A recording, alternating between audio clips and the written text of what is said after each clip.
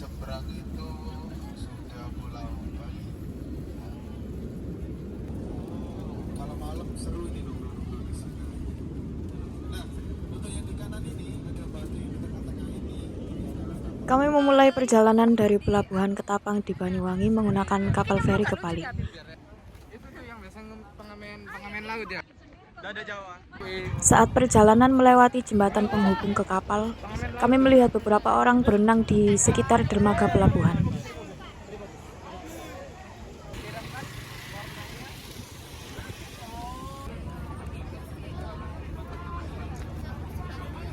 Setelah masuk ke dalam feri, perjalanan laut kami berlangsung kira-kira 1 jam sebelum akhirnya tiba di Pelabuhan Gilimanuk, Bali.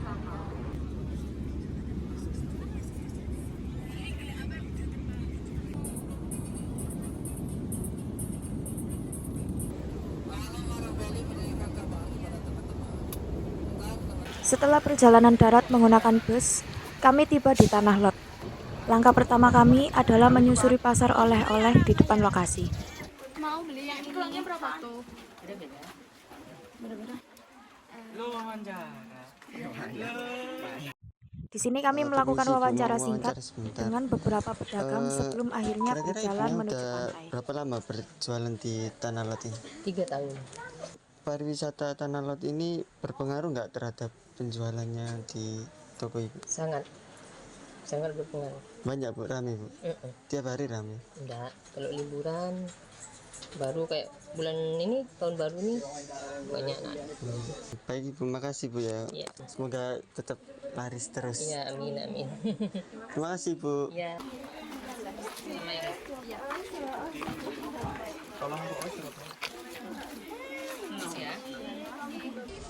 Mbak udah lama jualan di sini? Sudah. Kira-kira berapa tahun? 10 tahun. 10 tahun.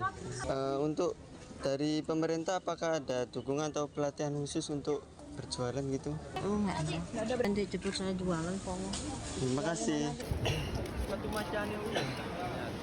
Iyalah.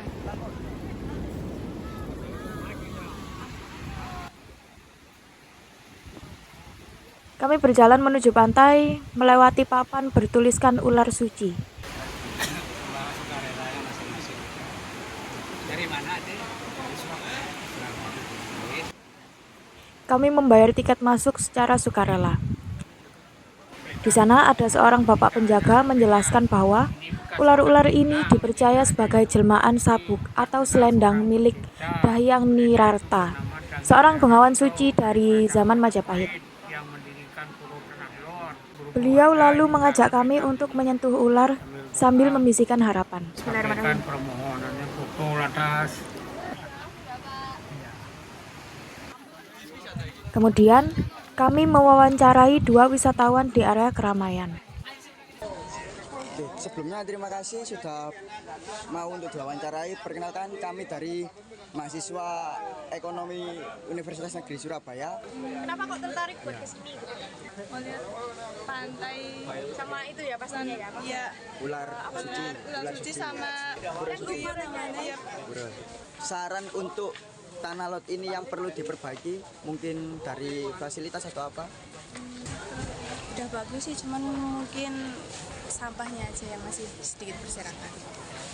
Makasih ya Kak. Aram. Anu tinggal ya, saya aslinya Dieng, Banjarnegara. Kenapa Masnya alasan ini berkunjung ke Tanah Lot? Karena kan apa kunjungan industri Kunjungan industri ya, berarti. Oke. Fasilitas yang ada di Tanah Lot ini. ramah sih mas. Mana lagi kan Bali dikenal dengan orang yang ramah-ramah dan murah senyum. Menurut Masnya nih, keunggulan utama yang ada di Tanah Lot itu apa aja sih? Bisa menyaksikan sunset jika nggak mendung. Sama ada apa? Yang ular itu ya? Ular suci itu. Ya, yang di bawah katanya airnya nggak asin. Oh, oke. Mungkin cukup itu aja yang aku mau tanyakan Mas. Terima kasih atas waktunya Mas ya. Maaf mengganggu. Siap, aman.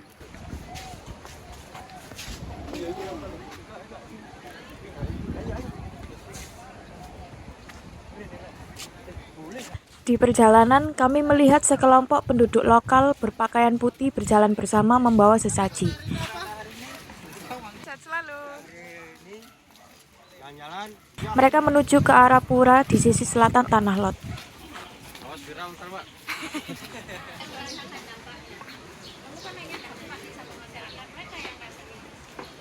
Kami juga mewawancarai beberapa warga lain yang kami temui di sekitar kawasan. Di Universitas Negeri Surabaya dengan beli siapa? Beli Jaya, Beli Jaya dari daerah mana? daerah Denpasar, Bali. Bagaimana dampak keberadaan tanah lot terhadap kehidupan ekonomi masyarakat di daerah sekitar sini, Bu?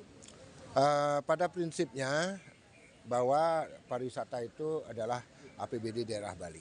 Jadi kalau setiap tempat pariwisata untuk setiap masyarakatnya di sekitar tempat pariwisata tersebut sudah pasti dampaknya sangat menguntungkan karena dari kedatangan wisatawan semakin banyak ya semakin menguntungkan.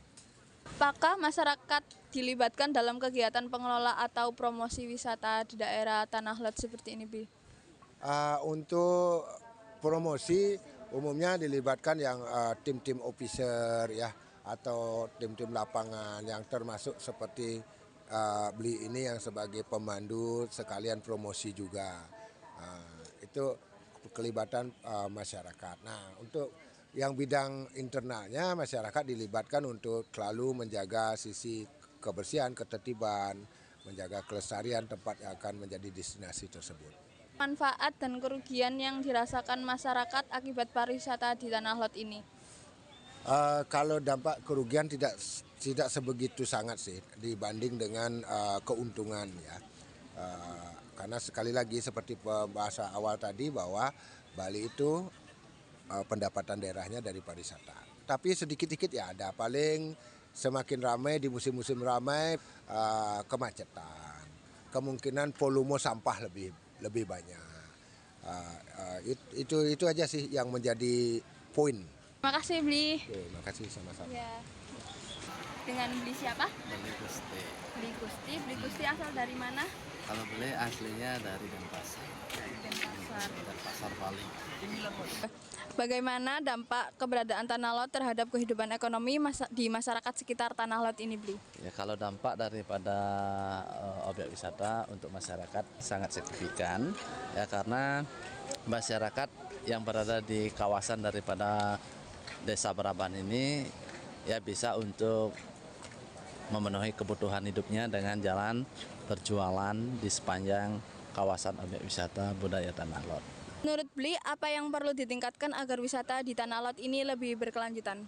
Yang dikembangkan ya mungkin dari sektor yang pertama keindahan alamnya, bagaimana cara kita biar bisa menarik daya tarik wisata yang berkunjung ke Tanah Lot. Terus yang kedua fasilitas, untuk fasilitas umum seperti toilet, kemudian parkir. Sudah, terima kasih Beli. Ya. Menuju pintu keluar, kami mewawancarai turis asing yang sedang beristirahat di dekat pertokoan. Probably this place. What do you think about the Twin Lines safety and entrance ticket price? Excellent. Is it cheap, in your opinion? It's very reasonable. Yes. So is there anything you think could be improved for visitors here? The facilities or something? Yes, that toilet down there needs good improvement. Oh. It's disgusting. Alright, thank you. Okay, thank you so thank you. much. Thank you so much. Perjalanan kami ke Tanah Lot tidak sekedar tentang melihat keindahan pura atau sunset. Lebih dari itu, ini adalah tentang melihat bagaimana sebuah situs warisan tidak hanya hidup dalam legenda, tetapi juga dalam keseharian masyarakat di sekitarnya. Dari pedagang pasar, penjaga ular, penduduk lokal, hingga wisatawan yang datang dari berbagai penjuru. Setiap wawancara dan pertemuan singkat kami hari ini memperlihatkan bahwa Tanah Lot bukan hanya tempat suci, tapi juga ruang hidup yang menyimpan cerita manusia, yang berjualan, yang menjaga tradisi, dan yang sekedar mencari ketenangan di tepi laut. Legenda ular suci hanyalah satu pintu masuk, sedangkan di baliknya ada jejaring kehidupan yang terus bergerak.